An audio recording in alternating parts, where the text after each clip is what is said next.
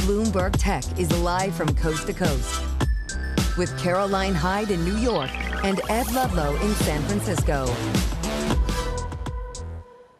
This is Bloomberg Tech. Coming up, Huawei's Ascend AI processors were found to contain advanced components from TSMC, Samsung, and SK Hynix. This as it works to boost domestic production of AI chips. Plus, Rivian is reworking the manual release of its vehicle doors after employees and customers raised concerns over potential safety issues. And Taylor Swift's 12th studio album, The Life of a Showgirl, was just released at midnight here on the East Coast. We're going to discuss the Swiftie effect. And we've both listened. But now we're tuning in to what's happening in the markets because they're a new record high. Nasdaq 100 up once again. We are seeing the best week in 2 weeks or so at the moment. We're up 1.6%. Many calling it a hype bubble at the moment. That's what key investors in tech have been calling it. We've had Bezos say, look, it's a bubble, but it's the right kind of bubble. And we're going to dig into what David Solomon talked about in terms of the tech industry more broadly. He's also seeing concerns about some of the valuations, but dig into also where we've seen a little bit more risk sentiment turning to the upside, and it's in crypto, up 9% over the course of the week. Ed, we're back near 100, in excess of $120,000. The mood music has changed despite the government shutdown, Ed. Look, there's a lot moving right now in Friday's session, but I want to look at one of the big movers over the course of the week. It's Samsung and its Korean shares. 4 straight weeks of gains, trading at its highest level since early 2021.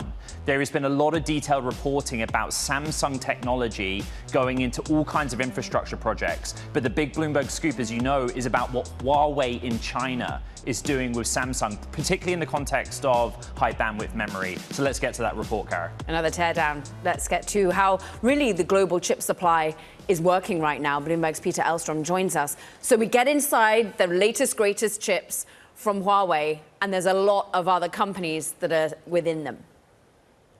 Yeah, that's right, Caroline. We've had a number of scoops about Huawei and specifically what it's doing in AI chips. And the reason is that they're really the most viable competitor to NVIDIA at this point. They have a lot of backing from the Chinese government in particular, where the Chinese government is not just encouraging them to develop these chips, but also encouraging their customers to actually buy from them and not from other companies too. So what we found is our reporters found that in this teardown, inside of the Huawei Ascend chips, which are their AI chips, they've been able to use components from TSMC, Samsung, and SK Hynix, as you mentioned. Right. Now, these are components that they're not supposed to have access to under the sanctions that they are under, that Huawei is under through the U.S. government. They're not supposed to have access to these components, but they've been able to get them. So they've been able to use TSMC dies. They've been able to use the HBM chips from Samsung and SK Hynix. These are somewhat older HBM components. It's the HBM generation 2E, which is not the most cutting edge at this point. Now, there's a possibility all the companies that we reached out to said that they've cut off Huawei at this point. They're not doing business with Huawei. But in the past, Huawei was able to buy from them and was able to stockpile from them. So that may be where they got some of these components. So China's Huawei, we found evidence of other nations' technology inside of their server designs, essentially. But the other part of the reporting and the story speaks to China not being able to supply these core components themselves from their own domestic supply chain.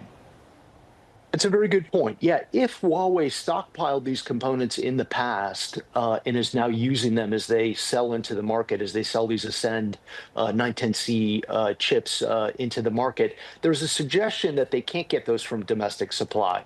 And if they can't get them from domestic suppliers right now, that suggests that maybe they're going to run out at some point. So that's one of the concerns about whether they'll continue to be able to sell these chips. As we wrote in another scoop, a few days ago, Huawei is trying to ramp up their production right now. They would like to meet even more of the domestic demand. We anticipate that they're going to be able to actually double production of these 910C chips based on the components that we've seen. So Huawei is making some progress. They are providing some competition, but many of the companies within China would prefer to buy NVIDIA chips if they were able to for political reasons. Bloomberg's Peter Elstrom, who's the executive editor leading our international coverage of tech. Really appreciate the reporting. Thank you very much. For more on wider tech markets, Anna Rathbun, CEO and founder of wealth management firm Grenadilla Advisory, joins us now. Let's just start with that reporting, right? And a lot of the names that were mentioned were ex-US, international names. Some of them have ADRs. But these stories keep coming up about global supply chain and China's reliance on them. I just wondered what you made of it. Yeah, good morning. This reminds me of what happened like a year and a half ago with deepfake. They said they were able to produce all of this, at a fraction of a cost, but it turned out that it was old NVIDIA chips. So, I mean, in some ways, am I surprised? No. I don't think AI chips is something you can produce, on a dime just because you want to, and you tell people to use Huawei chips only. So I am not surprised, but it also highlights the urgency of the AI race. And one of the reasons why there's so much support for it, especially from the U.S. government, and also taking stake in some of our companies, Intel for one, some rare earth minerals as well.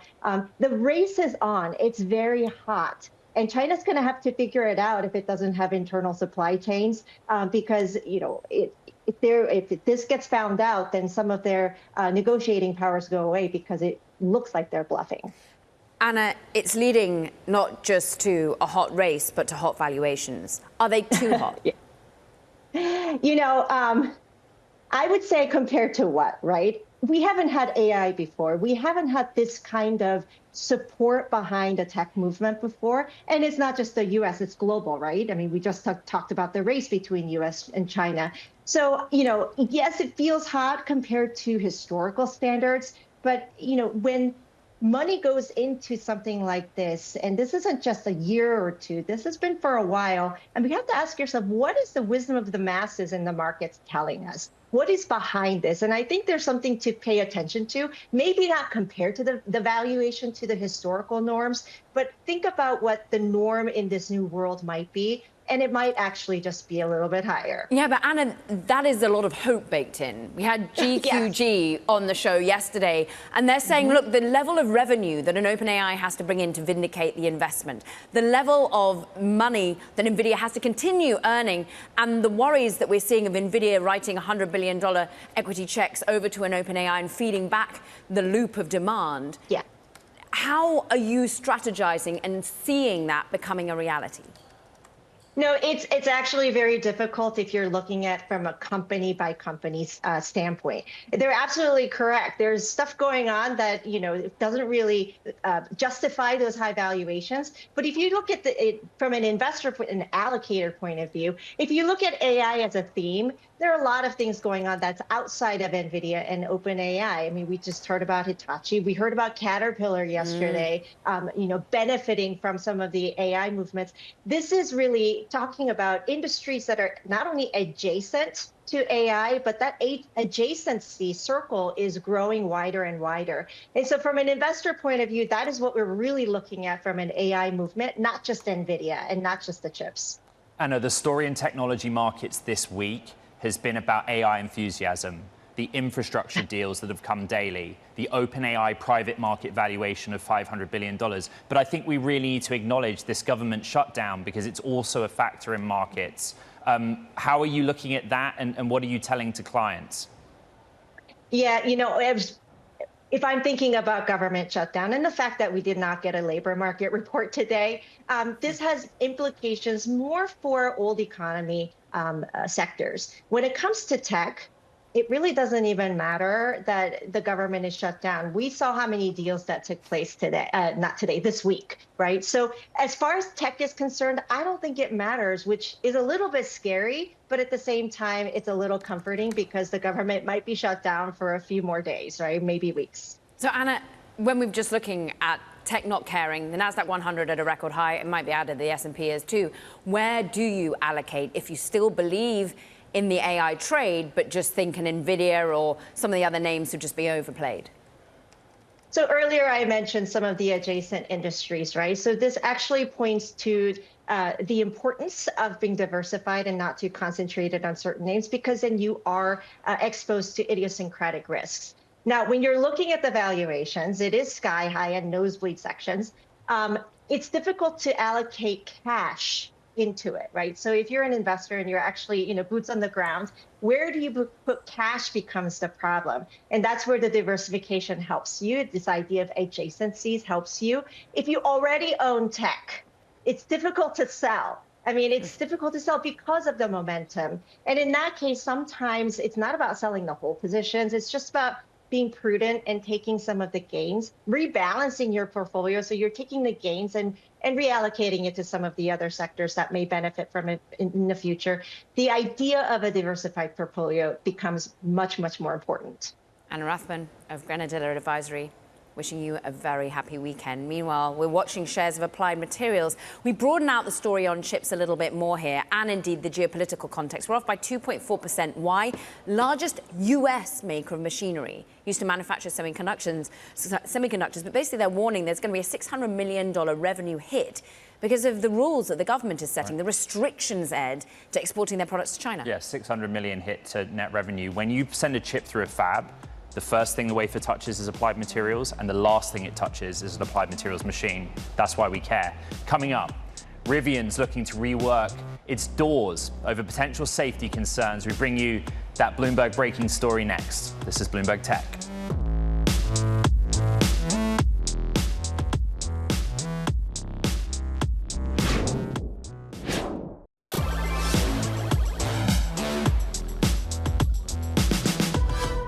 Rivian, well, it's reworking a key element of the doors in its next generation EV after employees and customers raised concerns over latch design in the vehicles it's already selling.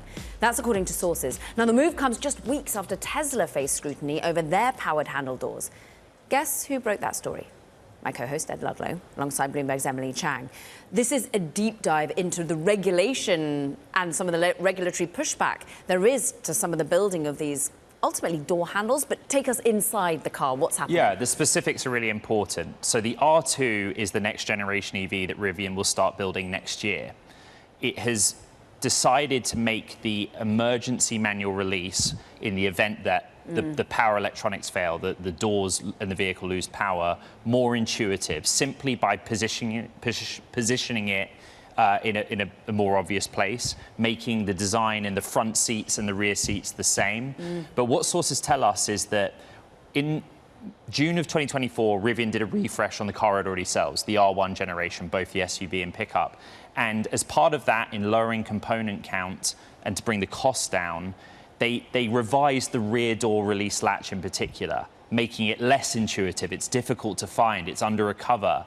And what is recognized by both employees, but also we found some anonymous complaints in the NHTSA database, is it presents a potential safety risk. Talk through the safety risk and some of the incidents we've already seen. Yeah, so this is on the back of Tesla. You know, Bloomberg broke the story that Tesla is revising the design of its doors because of actual cases where there is an accident and the passengers in that Tesla vehicle found it difficult to operate the manual override and power had been lost. What we are not reporting about Rivian is there is no investigation into Rivian, and Rivian, not that we have found, and Rivian has never disclosed any kind of accident where this has been a factor. But it is an acknowledgement from within Rivian that it is a potential safety risk, and they've decided for their next car, they have to do something different with the design. We do not know if with R1 they will do another redesign to account for what they admit is, based on sourcing, a mistake. But this is an industry-wide thing. Go read the story, and there is the Rivian spokesperson talking about safety being at the center of everything that we do. It's a breaking story. Meanwhile, OpenAI competitor, let's call it, Perplexity, has made its AI browser Comet available for free to users worldwide. The company launched Comet for top-tier subscribers in July. Expanding access to Comet takes aim maybe at the dominance of Google's Chrome, which Perplexity, of course, made a $34.5 billion bid for earlier in the year. Dmitry Shevelenko is with us, Perplexity's chief business officer. And look, we start by introducing you as an OpenAI competitor, but really, this is a Google Chrome competitor. We're focused on building a better internet on Comet. The browser is due for a major refresh. We want to serve and satisfy the world's curiosity, do a great job answering people's questions. And Comet is putting us on the path there, and super excited to get to share it with everyone this week. Dimitri, it also makes people ask different kinds of questions and far more questions, as you've said, from the reaction of users already. Can you give us some statistics? Because we knew that there were millions of people lining up to use this. The UX people are really complimenting you. How many people are using it now? Yeah, so we had millions of people on our wait list, and they're all getting onboarded this week. How many millions? You would. It's your job to ask those questions, and it's my job to compete against a $3 trillion monopoly. So we're not going to be able to share everything today. But some of the really fascinating stats we're seeing in terms of user engagement is when a user starts being on Comet, they ask 6 to 18 times more questions than they were before. And that's really, for us, that and retention are the key markers of success, and that's why we felt very comfortable and excited to open this up. Dimitri, we're a technology show, and you're in the technology industry, and I think one thing that's true of technology is that just being first to something new doesn't guarantee that you capture that market, right? Apple and the smartphone versus BlackBerry, that's a good example. At the root of my question is, what is stopping Google now from looking at what you've done with Comet and saying, oh, we can do that too? Yeah, well, we're actually not new to, we're not the first to browsers, right? Google's been doing this for over 20 years, and their approach to AI is to bolt it on to their existing browser. We've built a AI native browser from the ground up. And our biggest advantage, when competing against trillion-dollar companies is execution velocity. It's the clock speed of iterating and improving the product. If sounds like you guys were using it back in July, you've probably noticed how much it's gotten better. You've noticed that we launched for our Max users background assistants and the email assistant. And so it's that rate of improvement, particularly in AI, where new foundation model capabilities advance not every 6 months, but literally every 3 to 4 weeks. And so having the clock cycle around incorporating and finding the useful applications of those new capabilities, that's where the alpha is. Dimitri, you're the Chief Business Officer. What's the monetization pathway for Comet? How are you going to make money from this platform in the end? Yeah, we're fortunate to have a variety of subscription products. Our Perplexity Pro offering, Perplexity Max, and our only expense is inference. And so we're able to tailor to a given user's needs the right subscription product. And so that's led to explosive ARR growth for us just this year. And we're excited about subscriptions as a path forward. Looking at your media partners, this is where subscriptions comes in. $5 for direct access to basically Comet Plus, which you call is a groundbreaking business model for premium journalism. How does that expand, Dimitri? Because all these publishers need paying too. Yeah, I'm so glad you asked about Comet Plus. The internet deserves not just a better browser, but a better business model. I think we're all exhausted with the traffic and clickbait, dynamics that have really, led to a race to the bottom on the internet. And what we're doing with Comet Plus is actually aligning economics with, the AI age, where publishers get compensated when users directly access their content, when their AI accesses the content, and when search indexes access the content. And this is really taking, a lot of what publishers loved about the Apple News Plus model and expanding it to the full power of the browser. Talking of Apple, their AI partnership strategy, it's going to broaden out from OpenAI. Are you going to be joining briefly? We want to be wherever our users are, and our users certainly are on Apple devices. And we're confident that the best OEMs will want the best AIs integrated deeply into their products. And we're excited for the path ahead there. Dmitry Shevelenko, Chief Business Officer for Perplexity. Great to have you back on the program. Now, coming up, the new version of OpenAI's video creation tool, Sora, is raising concerns about the ease of generating misinformation. We're going to have more on that next. This is Bloomberg Tech.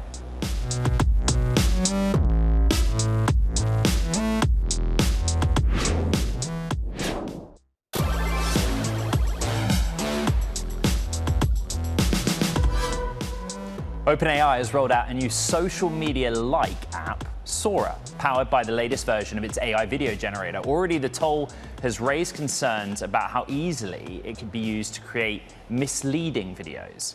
Bloomberg's AI reporter Rachel Metz has been using it, experiencing it, and then writing about it. The idea is that it presents a risk of more misinformation, more content out there that is potentially misleading. And then there's the social element. Just reflect on your experience so far with it. Sure. I mean, I think we've seen a lot of concerns over the past several years about how making it easier and easier for people to make videos that show things that didn't actually happen, but appear to show those things in a realistic fashion, that can make it easier to spread things that are not true and hurt people potentially. And with this tool, OpenAI has made it extremely easy to do that kind of thing. I made several incriminating looking videos of my boss. And I mean, stealing kittens from a pet store, keying cars, stealing a car, all manner of mischief. And it was really easy. One thing that was also doable, at least until yesterday, is you could take these clips and you could, in the draft form, without publishing them, you could screen record them on your phone. And they didn't have watermarks in that format. OpenAI told me that they have since fixed that. But that made it even easier to share any kind of video without making it clear that it was coming from Sora or that it was AI generated. This, I mean, almost is the playbook of OpenAI. Actually get it into the wild, get people stress testing it, pushing it to the brink, and then they learn from it. How has their response been to some of your concerns? I mean, they obviously do not want people to be disseminating false information, and they essentially said they take that very seriously. And they're making a bunch of moves to make that difficult for users. However, people are going to still be able to get around those rules if they want to. And even with watermarks, it's not clear to me that that would actually make people always say, oh, wait, that's an AI generated video, especially if they're not that familiar with Sora itself. They might just think that that's just some other kind of watermark on the video. The videos that we've just been looking at are, of course, AI generated, and they are from OpenAI themselves. And funnily enough, the cat is not actually riding an ice skater on while she performs, but Bloomberg's Rachel Metz, we so appreciate it. Send us the Seth Fiegelman ones that you've made yourself. Meanwhile, coming up, BlackRock's Global Infrastructure Management looking to make $40 billion play for data centers. More on that next. Ed, what are you looking at? Real quick, Apple's actually up a little bit, but it got a rare bearish analyst rating from Jefferies, Edison Lee, basically saying that people are being overly bullish on this iPhone outlook post-17 launch. An interesting one in the markets today. Be right back. This is Bloomberg.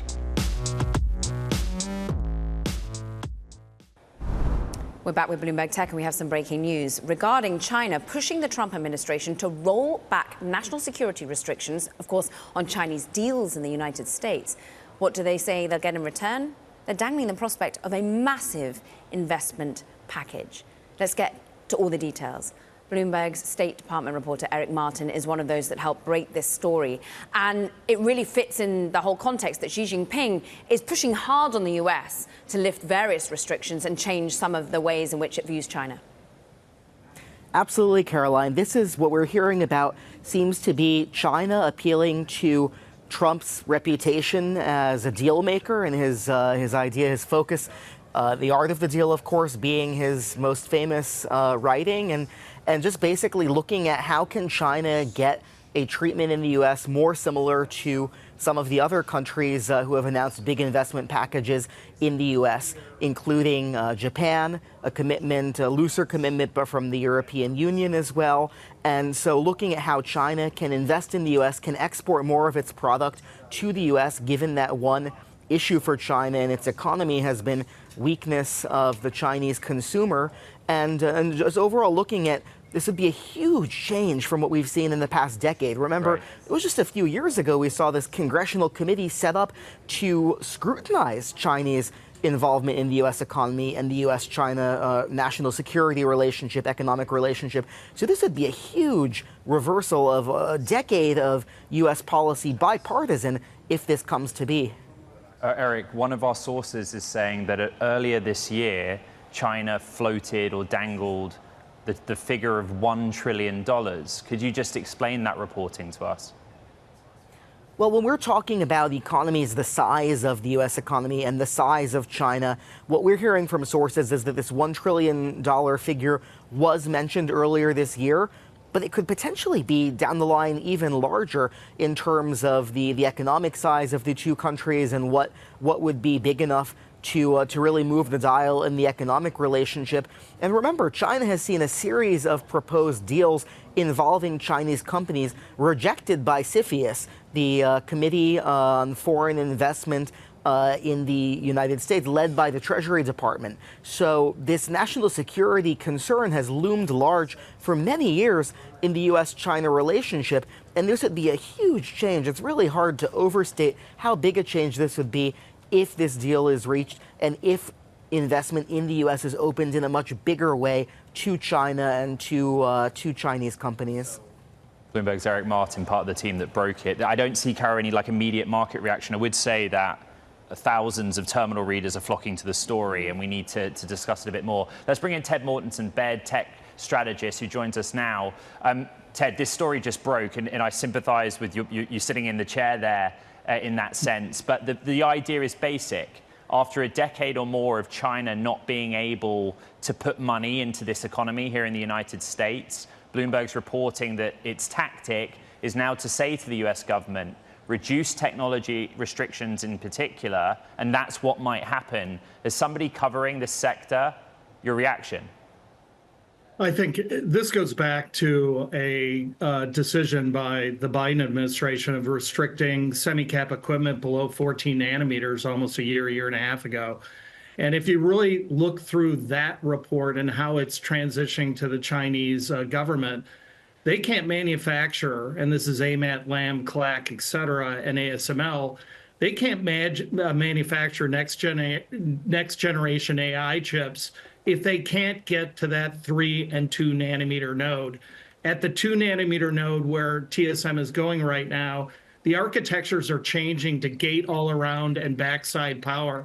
I think that's really important as you relate to next generation AI architectures. They can't get there. So if they're willing to bargain away that technology transfer and in return open up the spigots of investment, not only agriculturally, potentially, but also manufacturing, it really is a huge game changer of how we have been positioned in the last 2 years. Ted, therefore, positioning, just from an investor perspective, do we get even higher valuations because there's money coming in, and then NVIDIA and all the others, KLA, for example, and indeed AMAT, which we're seeing under pressure today because of the $600 million revenue hit they're going to be feeling by yet more restrictions on their equipment going to China. Does that inflate ever further? It throws a bunch of gasoline on the fire because if you look at China, they're probably one of the largest, well, they're the second largest economy in the world. And next to the US on AI, they're probably in the #2 position. If you don't transition to this next gen AI architecture, whether it be agentic or where we're going, just take OpenAI as a benchmark, you risk not only your sovereign economy, but more importantly, your sovereign defense ability, because we are pivoting in the US so quickly on the defense side to AI.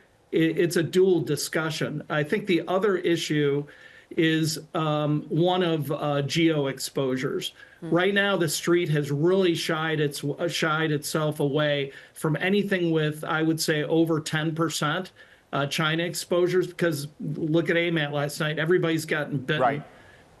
That would totally open up the investment angle for all those China exposures. And right now, the largest are probably Lam, AMAT, and CLAC at about 30% exposures. That would take away the bear argument.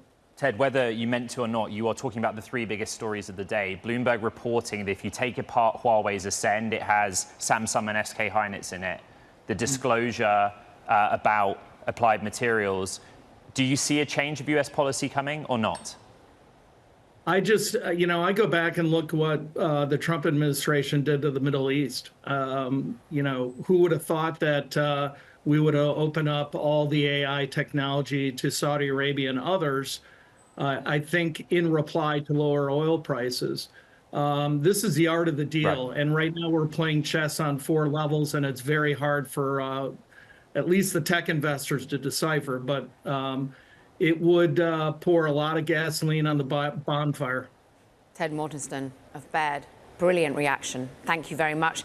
Talking of the bonfire and valuations and M&A, BlackRock's global infrastructure partners is said to be in advanced talks to buy Align data centers in a $40 billion transaction. According to sources, an agreement could be announced in days. So more, Bloomberg US Deals managing editor Liana Baker, who helped break that story, is with us. Liana, this is yet more AI euphoria, right? It is, and I'm sure on your show, you've been following AI almost every day, but on my team covering M&A, we actually haven't seen a blockbuster M&A deal. We've seen massive investments in the space, but nothing like a full takeover. So that's why we're so excited about this scoop that BlackRock's GIP is going to be buying Align data centers potentially within days for about $40 billion. And we're curious if this will lead to more deal making in the space. All the big private equity names, right, sovereign wealth funds are, involved in this deal. What does Align do, Liana? Do we know that? Sure. Well, they have data centers around Phoenix and just around the U.S. And it's part of that trend of, building out the power necessary to sort of just fuel this AI revolution. So maybe not a household name like, Stargate or as splashy as NVIDIA putting in $100 billion into OpenAI, but it definitely already has some big backers and more to come.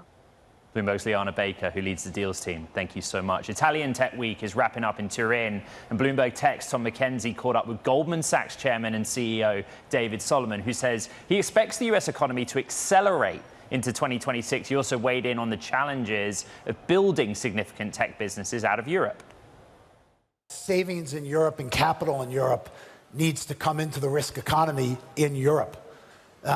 You just don't have the scale and scope of the available savings here getting deployed into the tech risk ecosystem at the pace that it should when you compare and you look to the way things are deployed in the United States. And in fact, one of the things that happens here is capital from here looks over there. And so there are enormously smart, talented people here, lots of great ideas, capital formation, and a real focus on risk-taking. Stuff's going to go right, stuff's going to go wrong, but you got to take risk, you've got to deploy capital. This really has to become a bigger center of capital deployment. And also, the more we can get the European Union to be operating as an economic union and taking advantage of the 400+ million people that are here, as opposed to the individual states, for lack of a better term, the more we can get the tech economy working that way, I think the better chance we have of reaching your goal, which I think would be a very noble goal for the world. So the more innovation over here, the better for the world. Yeah. So Ursula von der Leyen will be here. So your one message to the European Commission president would be centralizing or capital markets? Well, certainly. Are you seeing the urgency? I'm feeling more urgency when I'm over here, but still, the regulatory process in Europe is slow. Capital markets union for sure. More encouragement of risk-taking in capital markets, trying to bring it all together, consolidation in the banking system instead of national champions in every market, consolidation in the exchange system instead of champions in every market. Those are all things that will make capital formation easier, risk capital formation better, and will allow the acceleration of great companies here in these markets. A spinning Goldman Sachs CEO David Solomon, along with Bloomberg Tech's Tom McKenzie, was a great interview. Go read more about it. Meanwhile, coming up, we're going to talk about another mega AI funding round.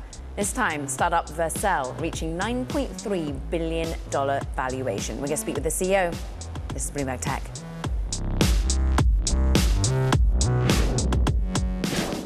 Earlier this week, Bloomberg reported that Israel's Prime Minister, Benjamin Netanyahu, met with tech industry leaders in New York ahead of his White House meeting with President Trump. Attendees included Lux Capital's Josh Wolf, Ramp CEO Eric Gleiman, and Vercel CEO Guillermo Rauch, according to sources who say the conversations focused on AI and its impact on Israel's economy and military.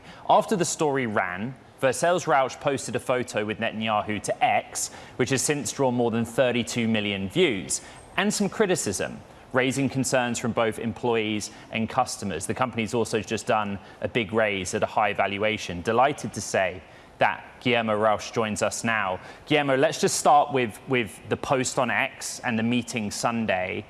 in the comments, there appear to be employees of Vercel and customers who are reacting. Are you able to quantify for us, what that reaction has been and sort of what your response is to it? So thanks for having me, of course. And maybe just to get, all of the noise out of the way. And sure. I want to clearly acknowledge that the post did cause quite a bit of pain. I want to obviously say sorry to the well-meaning people, people that really care about this topic, people that are hurt by the tension that exists in the world today. But obviously not sorry to the people that are just spewing hate and anti-Semitism and the people that have come after our team. So to your point, this has been a special time for our team and obviously our customers. It's a very special time for the world. And maybe I'll give you a little bit of context for the meeting itself, right? As Vercel, a leader in developer AI, of course, we, get invited to speak with world leaders about topics relevant to education, cybersecurity, AI. AI will play a huge part of the future, right? And so I always welcome the opportunity to speak with world leaders. Obviously, the reaction to it and the optics matter a lot to us, and we're here for our team, we're here for our customers. There hasn't been material changes to the business. A lot of it is noise. There was an X post with 5 million views from someone that allegedly quit the company. But guess what? We looked upside down, and that person didn't work for Vercel. So it kind of also highlights a little bit of the challenges that we see with social media today. Guillermo, I'm grateful that you would come on the show. I think it's important to be honest with the audience. You were going to come on the show earlier in the week anyway. There was a lot of breaking news and we moved things around. But just to be definitive, you haven't had any employee resignations and you've not lost any business at all as a result of that post? Yeah, there hasn't been any material change to the business. There has been impact to our community, by the way, and I feel bad about that. And our ethos of Vercel, and maybe to tell you a bit more context about our company, we're all about open source. The reason that I'm here today is because I built a gigantic open source project. We work in public. We engage with the community. We're always listening to feedback. We use that feedback to grow. We use that feedback to contribute directly to source code and make our products better. And this is the kind of things that world leaders are interested in, and this is why they reach out to us, and I welcome that. I don't endorse politicians. I do engage with world leaders, and excited to continue our work and continue to support our community, our customers, and most importantly, our team. We appreciate how open you've been about all of that, what must have been an anxious time. And I'm interested, therefore, about the story of Vercel more broadly, because you come on this show around the context that you have raised money, you are building this business. And I'm interested in particular of how many people wanted to be putting extra money to work in your business and what growth story you're telling them. Yeah, we've been around for a while building what we call the front-end cloud. It's the best way to deploy websites and applications. And it's in the world of what I call pixels. Most applications had some kind of human-centric user interface.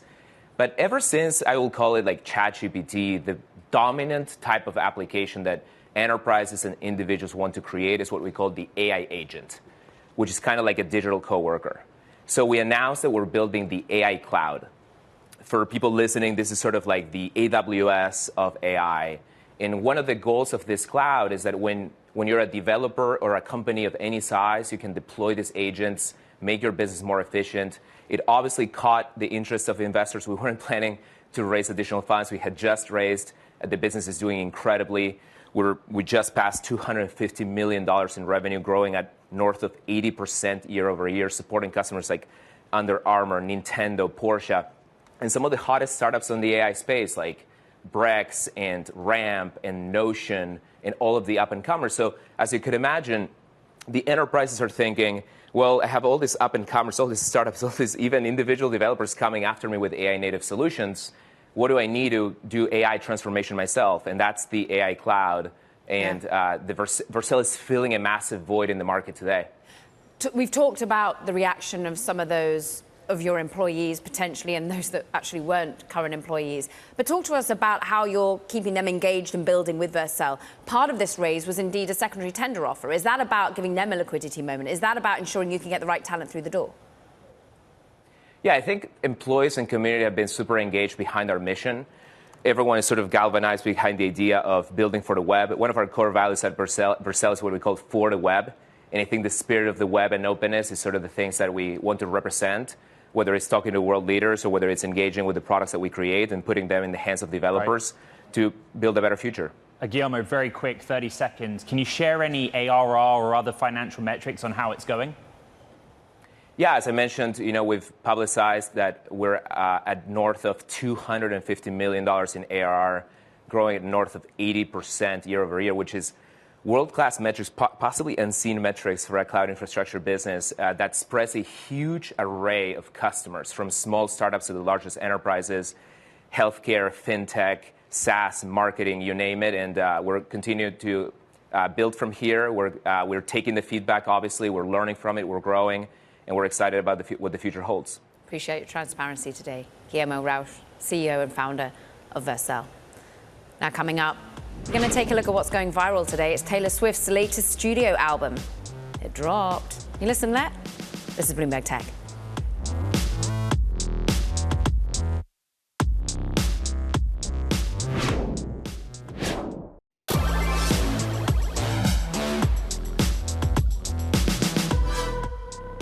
Breaking news.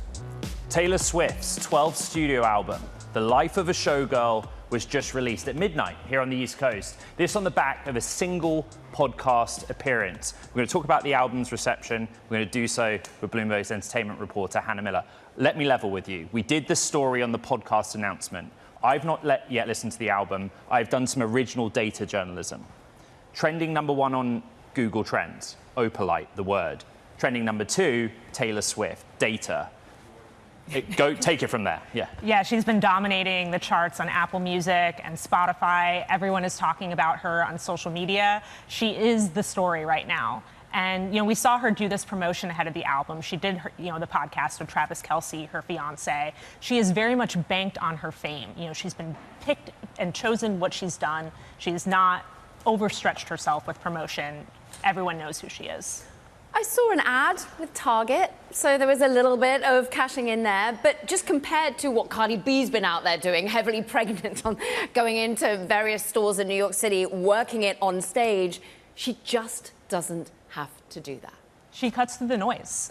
Everyone knows who she is. Everyone wants to tune in. This is the topic of conversation that everyone is going on about right now. I'm not being funny. 1, 2, 3, 4, 5, and 6 on Google Trends is Taylor Swift, a song or whatever. We're business. Is there some kind of commercial reporting here, some kind of dollar figure that we have, or? We're still waiting on the data, and we're going to get, the data on how it's performing on the charts, whether it's going to break records today as the most listened to album. It's already broken records for pre-saves on Spotify. Over 5 million people saved the album before it came out. And there's also a movie out this weekend about the life of a showgirl, so that'll inject some life into movie theaters. So cross-platform. Bloomberg's Hannah Miller. We so appreciate it. Thank you. Now that does it for this edition of Bloomberg Tech. Busy week ahead while you're also maybe listening to the new album. We are going to be live from Bloomberg Screen Time in Los Angeles on Thursday, speaking to the best of the entertainment industry. We're going on the road because then on Friday we switch gears and we're going to go all in on defense tech. We're going to be live from Anduril's headquarters in Costa Mesa, California. This is who we're going to be speaking to. You do not want to miss it. It's been an astonishing week in New York City, Caro. So good to have AI you. is, again, driving markets, but geopolitical news flow. It's great to be back with you. I don't really know what else to say other than gear up. Next week is big too. I'm going to say safe flight and good luck with all the breaking news while you're on that plane, because he's a machine. And I have people. something to listen to. Right. This is Bloomberg Tech. See you soon.